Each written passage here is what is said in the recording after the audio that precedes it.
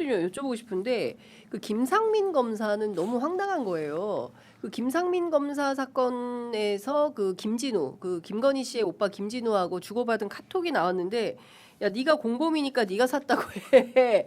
이런 것까지 나왔는데 어떻게 이거를 무죄로 할 수 있을까요? 그리고 현직 검사가 그렇게 한가합니까?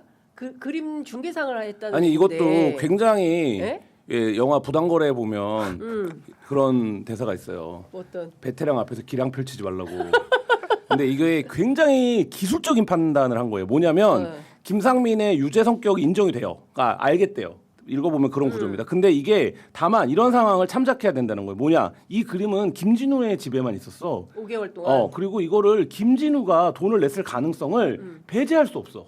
이거예요. 네. 예, 그거예요. 그렇기 때문에 예를 들면 그럴 때는 피고인의 이익대로 해야 되기 때문에 이 피고인의 그러니까 주장이 맞을 수도 있잖아. 근데 그러니까 이 얘기는 아주 기술적으로 말하면 야 너희 수사가 이거를 완벽하게 입증해내지는 못했어. 근데 이게 아닐 수도 있잖아. 그러니까 일단 무죄를 줄게 이런 구조거든요. 그러니까 간단히 얘기하면 이게 뭐 판결문이 복잡합니다만 그러면 여기서도 이것도 마찬가지로 이게 굉장히 특검에서 그러니까 어쨌든 뭐 저희가 특검 수사에 대한 얘기를 할 수밖에 없는데 특검이 이거를 굉장히 말하자면 초반에 좋은 불쏘시개로 써먹었어요. 그러니까 현직 검사가 연루되어 있다. 그때는 이제 김상민이 공천 문제에서 핵심은 아니었거든요. 써먹고 그리고 이 부분이 뭐 오빠도 연관되어 있다, 장모가 뭐 했다, 그리고 집 뭐 리모델링을 하는데 거짓말을 했네 안 했네 뭐 이렇게 해갖고 이 국면이 굉장히 좀 말하자면 특검이 언론을 막 이렇게 좌지우지하던 국면이었어요. 근데 실제로 가보니까 이 판결에서 말하는 건 뭐냐면 진술 외에는 사실 없었던 거예요.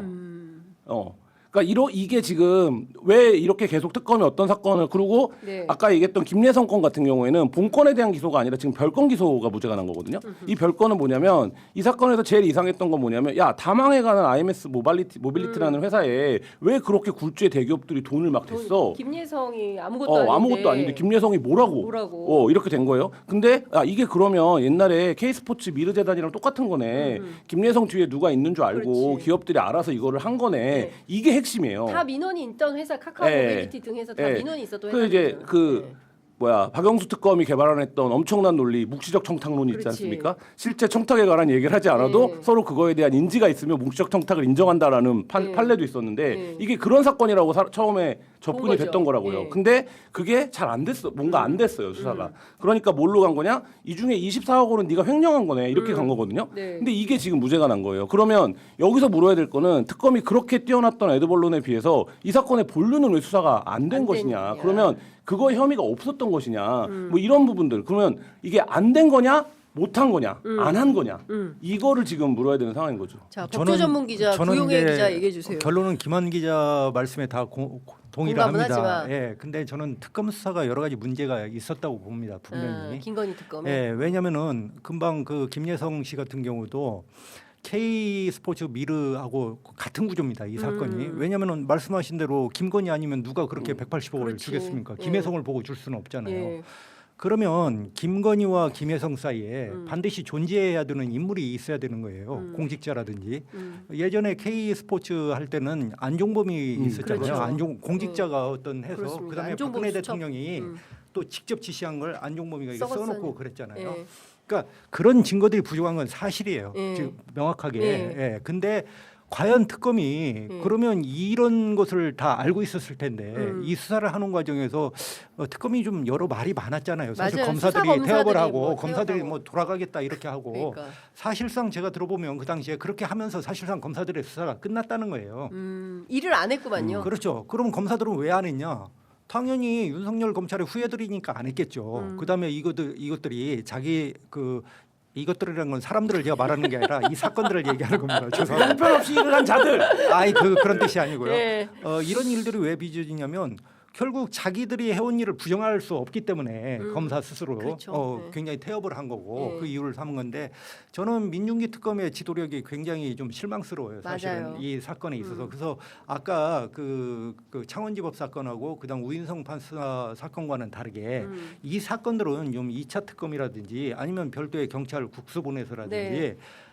다시 좀 들여다봐야 법리적으로 됩니다. 촘촘하게 예, 증거 봐야 중심으로 됩니다. 좀 예. 볼 필요가 있어요. 저는 구영 선배 말씀하신 것 중에 하나가 이번 수사가 그러니까 말하자면 1차 특검이 미진했던 거의 핵심인데 뭐냐면 대통령실에 대한 수사가 없어서 그래요. 그렇죠. 그러니까 이게 한계입니다. 그러니까 뭐 무슨 얘기냐면 김건희가 김혜성한테 돈을 몰아주던 아니면 김상민한테 그림을 사다 놓으라고 하던 이거를 중간에서 일을 봐준 김건희의 말하자면 스텝이 있을 거예요. 스텝 조직이. 있겠죠. 그렇죠. 예, 이 스텝 조직이 결국에는 대통령실이나 경호처일 수밖에 없는 거잖아요. 그렇죠. 김건희의 말하자면 이 구조상.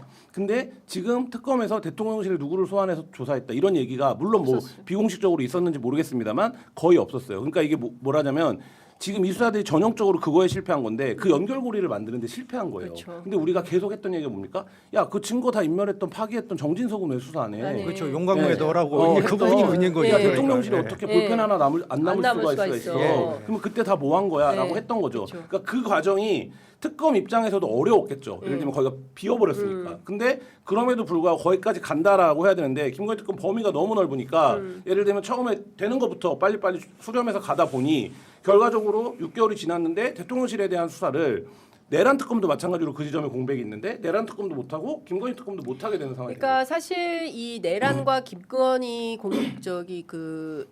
국정농단에 검찰이 공범인 거예요. 그럼요. 검찰이 예. 공범인 그런- 거고, 예. 그러니까 검찰이 수사 의지가 있었다면 대통령실 당연히 압수수색해서 증거를 수집했어야 됐죠. 제가 그때 서초동에서 들었던 재미난 얘기 중에 하나가 음. 남의 와이프 봐주다가 우리 남편 구속되게 생겼네 했어요.